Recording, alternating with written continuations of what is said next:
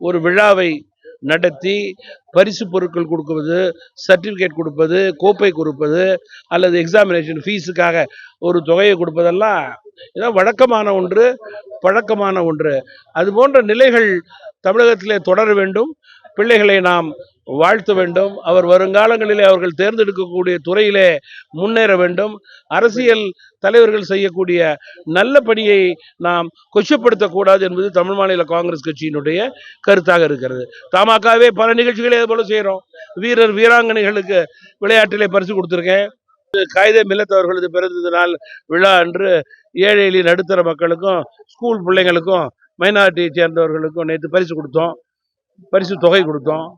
எல்லாரையும் நம்ம தட்டி கொடுத்து அவர்களை பாராட்டுவது என்பது வழக்கம். அது மிக முக்கியம், நம்முடைய கலாச்சாரம்.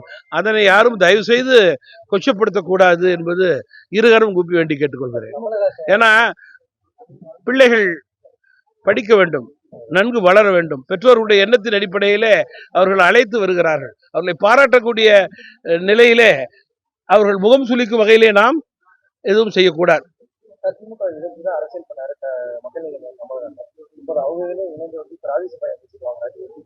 உலகம் ஒரு உருண்டை.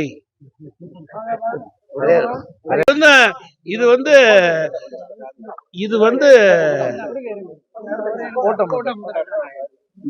மரியாதைக்குரிய கமலஹாசன் அவர்களுக்கு தமாக சார்பிலே வாழ்த்துக்களை கூறுகின்றேன். என்றாலும் இது போன்ற அரசியல் தலைவர்கள் தங்களுடைய முடிவை மாற்றிக்கொள்வது, கூட்டணி மாறுவது, இதெல்லாம் தமிழகத்தில் எந்த கட்சிக்கும் புதிதல்ல. இதுல யாரும் குறை சொல்றதுக்கே ஒன்றும் நியாயமா இருக்கக்கூடாது, நியாயமா இருக்கக்கூடாது இல்லையா?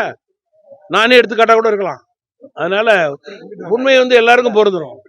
அதுல ஒன்றும் குறை சொல்றதுக்கு ஒன்று இருக்கக்கூடாது. டயா பூஸ்டர் சுகருடைய ரிமோட் கண்ட்ரோல் இனி உங்க கையில. அனைத்து மருந்து கடைகளிலும் கிடைக்கும்.